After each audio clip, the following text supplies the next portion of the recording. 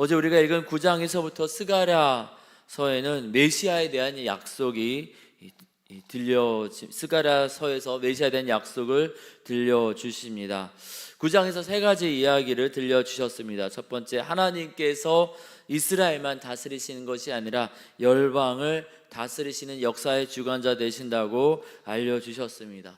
세상 모든 땅을 다스리시기에 하나님의 다스림, 하나님의 회복, 하나님의 치유가 없는 곳은 없습니다. 그러니까 나는 안 될 거야, 우리는 안 될 거야, 우리 가정은 안 될 거야, 이런 곳은 없다라는 것이죠.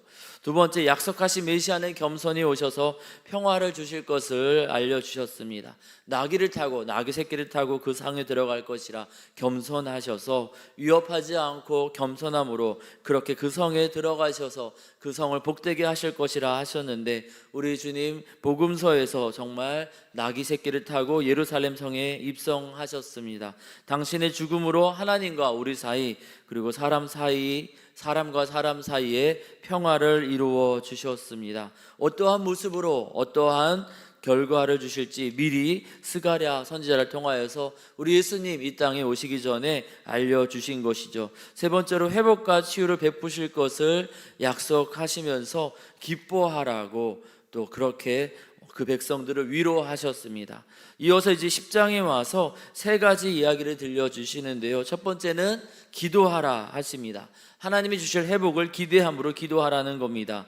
9장의 마지막 절은 이렇게 끝납니다. 그의 형통함과 그의 아름다움이 어찌 그리 큰지. 하나님이 그 백성을 회복시켜 주셔서 얼마나 복된 일들이 일어나는지, 곡식은 또 새 포도주는 청년과 처녀를 강건하게 하리라. 땅에 풍성함이 있을 것이다. 9장 17절에서 약속을 하셨는데요. 땅의 풍성함, 뿌린 곡식들이 잘 자라고 또 포도나무의 열매가 잘 맺히려면 무엇이 있어야겠습니까?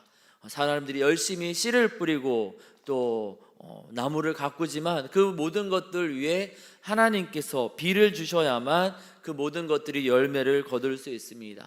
하나님이 비를 안 주시면 아무리 씨를 뿌려도 다 말라 비틀어지고, 아무리 나무를 잘 가꾸어도 나무는 메말라 죽을 뿐입니다. 하나님이 은혜 주시지 않다면은 아무것도 우리는 얻을 수가 없습니다. 그런데 그 하나님이 은혜 주셔야 되는, 하나님이 주실 수 있고 하나님이 주셔야만 되는 비를 구하라는 겁니다. 봄비가 올 때 여호와고 구름을 일게 하시는 여호와께, 다른 누구 말고 오직 하나님께 이 문제를 가지고 나아가 해결함을 받으라. 하나님께 기도로 나아가서, 너희들끼리 알아서 뭐 애쓰고 노력하고 이런 거 다 필요 없고, 그런다고 해서 문제가 해결되지 않고, 애쓰고 노력한다고 해도 도리어 문제 해결보다는 상처와 아픔만 있을 터이니 하나님께 구하라. 그 하나님이 어떠한 분인지를 알려주시죠. 여호와 곧 구름을 일게 하시는 여호와께, 하나님께 구하면 그러면은 하나님이 응답하시고 하나님이 어떻게 하시겠다라고 알려주십니까? 무리에게 소낙비를 내려서 각 사람의 밭에서 채소를 거두어서 각 사람이 먹을 수 있도록 하나님이 그렇게 하실 것이라고 그렇게 주님 1절에 말씀하시고 계십니다. 어차피 이 하나님의 능력으로, 하나님의 의지로, 하나님의 열정으로 하실 터인데 우리 뭐 할 게 있겠습니까? 가만히 멍하게 있을 것이 아니라 그것을 위해서 기도하라고 하나님은 말씀을 주시고 계십니다. 하나님이 하실 것이지만 그 백성들이 아무것도 하지 않는 것이 아니라 기도해야 한다라고, 영적인 문제 해결을 위해서, 땅의 문제 해결을 위해서도 하나님을 믿는 백성들은 기도해야 한다고 그렇게 주님은 말씀하시는 겁니다. 에스겔 36장에 보면은 하나님께서 회복을 약속하시는데요, 먼저는 영적인 회복을 약속하십니다. 새 영을 너희 속에 두고 새 마음을 너희에게 주되 너희 육신에서 굳은 마음을 제거하고 부드러운 마음을 줄 것이며, 또 땅의 풍성함도 약속하십니다. 곡식이 풍성하게 하여 기근이 너희에게 닥치지 아니할 것이며 나무의 열매와 밭의 소산을 풍성하게 하여 다시는 기근의 욕을 여러 나라에게 당하지 아니하게 하리니. 이 모든 하늘의 신령한 복, 땅에 기름진 복을 주시겠다 하나님 말씀하시면서 그 마지막에 에스겔 36장 37절에 이렇게 말씀하십니다. 주 여호와께서 이같이 말씀하셨느니라. 그래도 이스라엘 족속이 이같이 자기들에게 이루어 주기를 내게 구하여야 할지라. 하나님이 계획하셨고 하나님의 능력으로 이루실 것입니다. 그러면 우리 사람은 아무것도 할 필요가 없는가? 아닙니다. 하나님 계획하신 바를 이루어 주십시오. 기도해야 합니다. 세상의 다른 우상들은 기도해도 소용이 없습니다. 의미가 없습니다. 하지만 우리 하나님은 우리의 기도를 들으시고 우리의 기도 가운데 선하게 응답하여 주십니다. 기도하지 않으면 안 이루어진다가 아니라 하나님의 의지를 가지고 하나님의 정하신 때 하나님의 능력으로 하나님의 열정으로 이루실 것이지만, 기도할 때 그 백성들이 주인 되신 하나님의 꿈을 함께 꾸면서 그 기다림의 시간을 견뎌낼 수 있습니다. 기도할 때 하나님께서 때가 되어서 그 일을 이루셨을 때 이것이 정말 하나님이 하신 일이구나 깨닫고 하나님을 기뻐하고 하나님을 찬양하고 하나님을 증거할 수 있습니다. 기도하지 않으면 견딜 힘을 얻을 수 없습니다. 기도하지 않으면 하나님이 그것을 이루셔도 모르니까 누리지 못하는 것이죠. 그러니까 기도로 깨어서 하나님이 그 행하시는 것을 이루실 때까지 기다리고 기도로 깨어서 하나님이 그 일을 이루실 때 그것을 누리라. 그러니 너희 기도하라. 그렇게 주님 말씀하십니다. 9장에서 놀라운 일들을 이루실 것이다 하시고 10장에 넘어가면서 봄비가 올 때 여호와 곧 구름을 일게 하시는 여호와께 구하라. 비를 구하라. 그렇게 주님 우리에게도 말씀하고 계시는 줄 믿습니다. 민족의 회복, 개인의 회복 뿐만 아니라 메시아의 임재로 인해 이루어질 모든 회복과 치유를 위해서 하나님 은혜 내려 주십시오. 구하라 말씀하십니다.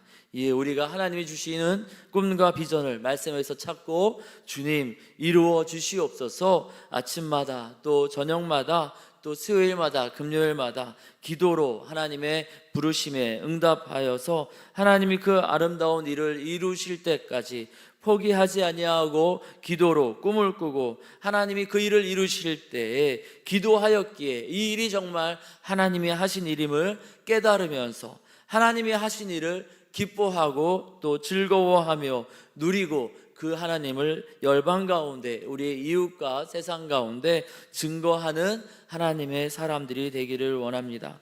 두 번째로 하나님께서 이제 그 백성을 향한 회복과 치유를 어떻게 주실지 이제 2절에서 5절까지 알려주시는데요. 믿음 생활을 고치시고 그리고 지도자를 새롭게 하심으로 그 땅을 고치시겠다 하십니다. 2절에 보니까 드라빔, 복술자, 꿈이 등장합니다. 드라빔, 우상숭배지요. 복술자, 점치는 겁니다. 꿈, 하나님이 주시는 꿈과 비전이 아니라 하나님과 무관하게 나 꿈을 꿨다 하면서 무언가 미래에 대해서 이야기하면서 하나님에게서 멀어지게 하는 자들, 이들은 바벨론 포로 생활을 통해서 이스라엘에 들어온 이 혼합주의적인 종교 행위와 종교 행위를 하는 사람들을 가리킵니다. 고대 근동에서 하늘의 비를 주는 신이 하나님을 모르는 백성들은 바알과 아세라라고 생각을 했습니다. 그들 음란한 신들을 자극해서 음란한 일을 행하면 하늘에 있는 그 신들이 보고서 흥분해서 비를 주어서 땅이 비옥하게 된다라고, 땅이 풍요롭게 된다라고 착각하고 있었는데 이 그 음란한 속임수의 계보를 이어받아서 이 스가랴 시대 때에는 드라빔, 우상숭배, 복술자, 점치는 것, 또 하나님이 주시지 않은 다른 꿈을 꾸는 사람들이 이스라엘 백성의 마음을 빼앗아 갔습니다. 사사시대 때 하나님을 참된 왕으로 모시지 않으므로 각자 스스로가 왕이 되어서 스스로가 보기에 옳은 대로 행하다가 나라의 질서도 무너지고 하나님을 향한 바른 믿음도 무너져서 온 나라, 온 백성들이 어려움을 당했던 것처럼 바벨론 포로 생활에서 하나님께서 은혜로 나오게 하셨지만 그 바벨론 포로 생활 때 배운 이방 종교 생활 또 종교적인 혼합주의로 인해서 이스라엘 백성이 목자 없는 양처럼 유리하며 공고해진 것을 하나님은 2절에서 지적하십니다. 이 백성들이 하나님 바라봐야 되는데 드라빔을 섬기고 복술자를 따라서 가짜 정보에 이리저리 흔들리고 거짓 꿈에 이끌려서 이리저리 끌려다니다 보니 위로를 얻으러 갔지만 참된 위로를 얻지 못하고, 그리고 목자 없는 양처럼 유리하며 공고해졌는데, 참된 목자 되신 하나님이 이것을 보고 버려두시고 방치하시는 것이 아니라 그 이스라엘 백성을 잘못된 길로 이끌었던, 바르지 않은, 옳지 않은 길로 이끌었던 그 목자들에게 하나님이 노를 바라시겠다, 그렇게 말씀하십니다. 그러면서 3절부터 5절까지 어떻게 하나님이 고치실 것인지 설명을 하시는데요, 먼저는 이스라엘 백성을 미혹해서 하나님 아닌 다른 것들을 섬기게 한 가짜 목자들을 벌하겠다, 3절 전반부에 말씀하십니다. 여기 숫염소들을 벌하리라, 이렇게 이제 말씀을 하시는데요, 숫염소는 양떼, 목자들이 양떼를 칠 때 양떼들 사이에 넣어서 양떼들이 딴 데 가지 않도록 뿔로도 받기도 하고, 그렇게 이제 목자의 또 이 통제를 받으면서 양떼들을 돌보는 짐승이었는데, 바른 길로 이렇게 인도하는 것이 아니라 잘못된 길로 인도하니 이 순염소들을 벌하겠다고 하신 겁니다. 이리저리 끌려다니는 양 같은 그 백성, 이리저리 끄는 대로 이게 옳은 길인지 잘못된 길인지 깨닫지도 못한 채 이것이 바른 것 같다 하면서 이리저리 끌려다니고 있었던 그 백성들을 하나님이 직접 붙잡으사 마치 이 전투에서 사용하시는 강한 말처럼 강하게 하시겠다고 하십니다. 강하게 만들어 주시겠다 하십니다. 그것을 위해서 4절에 그들에게 지도자다운 지도자들을 세우겠다라고 말씀하시면서 모퉁이 돌, 말뚝, 그리고 싸우는 활, 권세 잡은 자를 그들 가운데 세우겠다 하십니다. 이게 다 지도자를 가리키는 상징적인 표현이거든요. 모퉁이 돌, 또 말뚝, 흔들리지 않도록 말뚝 같은 지도자를 세워서 붙잡아 주시고, 그리고 또 그 결과 말탄 자들을 부끄럽게 하시겠다, 5절 후반부에 이야기하십니다. 말탄 자, 우리는 뭐 다른 어떤 것들을 연상하기 어려운데 이스라엘 백성들은 말탄 자 하면은 이제 애굽의 철병거를 생각합니다. 이 쇠로 된 그 병거를 이끄는 든든한 말, 기마부대를, 이 말탄 자는 기마부대를 이야기하는데, 그들의 이 기억에는 애굽의 철병거가 가장 인상적인 그러한 기마부대였죠. 애굽의 이 말들이 이끄는 애굽의 강력한 철병거 때문에 이스라엘 백성들은 400년간 애굽에서 노예살이를 해야만 했습니다. 이스라엘 백성들이 힘을 발휘하지 못하도록 그들을 억눌렸던 그 두려움의 존재를 하나님께서 이제 홍해에서 다 수장시키시고 이스라엘 백성을 자유케 하신 것처럼, 이제 하나님께서 새롭게 세우신 그 지도자들을 통해서 그 두려움의 존재를 그들이 아무것도 하지 못하도록, 기대와 소망을 품지 못한 채 낙심과 절망에 빠져서 우리는 할 수 없다, 아무것도 하지 못하게 만들었던 그 두려움의 존재들을 무너뜨리겠다라고, 그렇게 그 백성들을 고치겠다고 하시는 겁니다. 이 두 번째 단락에서 하나님은 잘못된 예배 생활, 예배 습관을 고치시고 훌륭한 리더들을 많이 세워서 그 나라, 그 민족, 그 공동체를 새롭게 하시겠다라고 약속하십니다. 이스라엘 백성을, 또 메시아를 기다리는 그때 그 사람들만을 향한 말씀이 아니라 또 우리나라, 우리 교회, 우리 가정에도 하나님의 회복의 약속이 그대로 적용되는 줄 믿습니다. 하나님의 치유와 회복을 기대하며 이에 우리가 하나님이 하시겠다라는 그 치유 방법대로 우리의 잘못된 신앙생활, 잘못된 믿음 생활이 있었다라면은 하나님과 더불어 겸하여 섬겼던 세상적인 욕심, 우상숭배, 또는 우상숭배적인 그런 신앙적인 습관들, 드라빔, 복술자, 또 거짓 꿈을 따르는 그런 것들이 혹 우리에게 있다라면은 하나님 제거해 주십시오 기도하기를 원합니다. 더불어서 우리나라, 우리 민족, 우리 교회, 우리 가정의 리더를, 영적인 리더를 하나님께서 사랑으로 새롭게 하사 우리를 두렵게 하는 모든 것들로부터 넉넉하게 승리할 수 있게 해달라고 우리 리더십들을 위해서 또한 함께 같이 기도하기를 원합니다.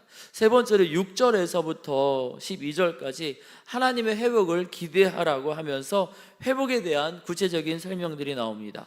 6절에 유다 족속은 남유다고요, 요셉 족속은 요셉의 두 아들로 시작된 지파 에브라임과 므낫세 지파가 있는 이 북이스라엘을 이야기합니다. 그들이 다 이방 민족에 의해서 망하였지만 이제는 하나님께서 그들을 긍휼히 여기셔서 회복시키시는데, 내가 내버린 일이 없었음 같이 되리라. 아팠던 상처 또 슬픔의 과거가 기억나지 않도록 하나님이 완전히 고쳐주시겠다는 겁니다. 7절에 이 백성들이 하나님의 회복으로 인하여서 포도주를 마신 것처럼 기분이 행복해질 것이다. 또 여호와로 말미암아 마음의 즐거움을 얻게 될 것이라 이야기하십니다. 8절에 다시 번성하게 하시고, 9절에 하나님이 흩으셨지만 다시 하나님이 이렇게 돌아오게 하실 것이며, 10절에 애굽 땅에서 돌아오게 하며, 계속해서 출애굽의 이 이야기들을 이야기하면서 출애굽 때 행하셨던 그 놀라운 회복과 치유를 지금 다시 베푸시겠다 말씀하십니다. 출애굽할 때 중다한 잡족들이 함께해서 남자만 60만, 여자와 어르신을 포함해서 200만이 되었던 것처럼 흩어져서 이제는 다시금 일어날 소망이 없어 보이는 그 백성들, 메시아의 임재와 더불어서 그 백성들이 세상 곳곳에서 다 하나님이 모으사 그들이 거할 것이 불짝할 정도로 하나님이 흩어진 백성을 다시 세우겠다 하십니다.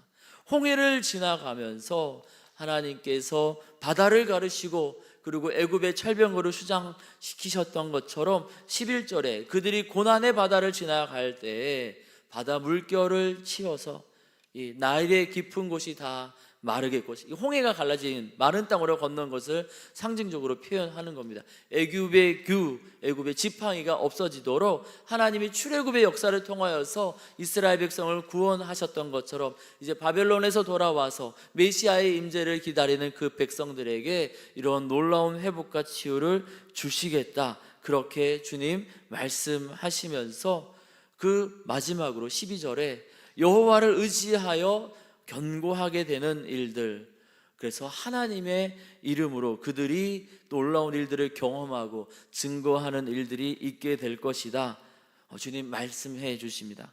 그러면서 이것을 기대하라는 거죠.